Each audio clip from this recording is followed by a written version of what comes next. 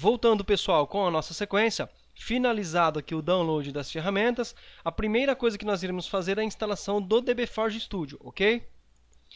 Essa versão do dbForge Studio ela é free, ela tem algumas limitações. A instalação ela é bem simples, ok? Não oferece problema algum. Ele pode criar para nós um ícone no desktop. Instalação bacana. Vamos esperar aqui a finalização da instalação desse dbForge Studio. Finalizou aqui a instalação do dbForge Studio.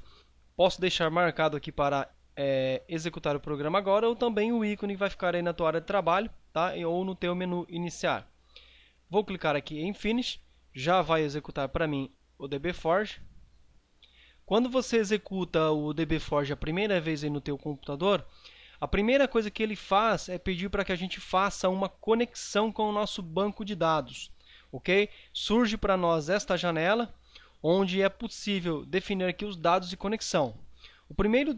A primeira coisa que ele pede aqui para nós é o host, ou seja, o nome do servidor, a porta, que é padrão no MySQL, ou se você utilizar uma porta diferenciada, é aqui que você coloca, o nome do usuário e a senha, tá?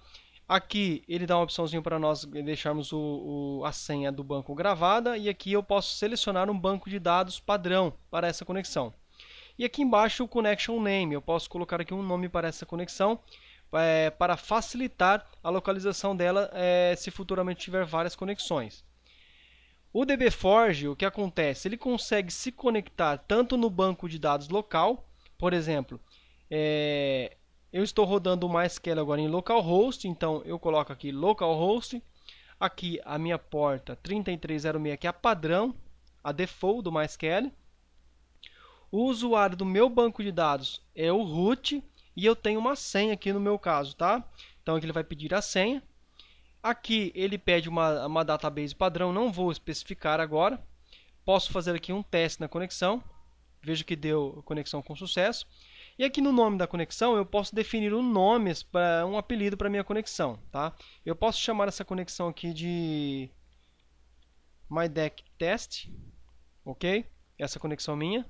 Posso fazer um teste. E ok.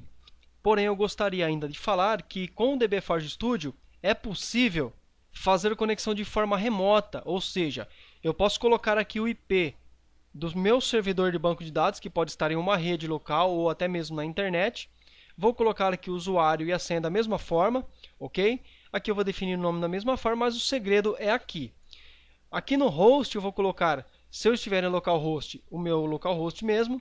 Se o meu servidor de banco de dados estiver na rede, por exemplo, lá no meu 0.100, por exemplo, vamos supor que eu esteja em uma rede local. Por exemplo, eu não tenho esse servidor rodando nesse IP, então ele vai dar um erro de conexão para mim, ok?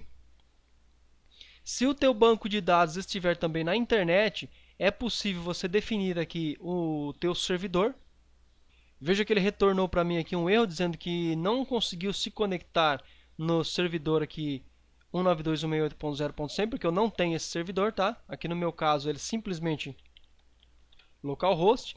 Depois, um pouquinho mais à frente, eu estarei fazendo uma conexão em um servidor na web, para você ver como isso aqui é bacana, tá? Posso testar aqui a conexão. Ok. Diz aqui para mim que eu não especifiquei uma database padrão para esta conexão, tá? Não tem problema. Veja aqui do lado esquerdo, ele traz para mim o nome da conexão e abaixo dela os bancos de dados que foram encontrados, tá? Como eu não tenho praticamente nada lá no meu servidor, está zerado, eu tenho aqui essas tabelas Information Schema, MySQL, Performance Schema, que são do próprio MySQL. Isso aqui já foi instalado junto com o MySQL, não foi eu que criei, tá? É bem fácil nós criarmos um outro banco de dados aqui dentro do dbForge Studio. Para tanto, basta clicar aqui na conexão que nós criamos, no caso MyDeckTest. Tem aqui a opção Database, New Database, tá? Ou eu posso clicar com o botão direito, a opção New Database. Essa database aqui eu vou nomeá-la de MyDeckTest, tá? para ficar fácil a assimilação. Veja que aqui do lado já apareceu o MyDeckTest. Se eu abrir esse banco de dados, eu tenho aqui os objetos, que são as tables, views, procedures, as funções, as triggers, os eventos e as UDFs. Aqui nas tables, se eu abrir, não tenho nada. Nós iremos criar as tabelas agora.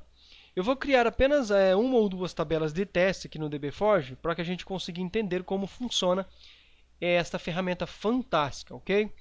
Bom, eu posso criar uma tabela aqui clicando aqui na opção no meu banco de dados, botão direito, New Object Table, ou aqui na tabela, botão direito, New Table. Ele vai abrir um painel pedindo os dados da tabela. Por exemplo, eu posso colocar aqui tabela chamada teste. O database dela vai ser o MyDeckTest. E aqui é onde eu vou definir os campos da minha tabela. O primeiro campo dessa minha tabela teste eu vou chamar de ID apenas. Vou dizer que o tipo é inteiro, primário e auto incremento, tá? Um outro campo aqui chamado de desk vai ser um varchar tamanho 30 apenas, ok? Clico aqui para fechar, vai pedir para salvar a tabela. Salvei.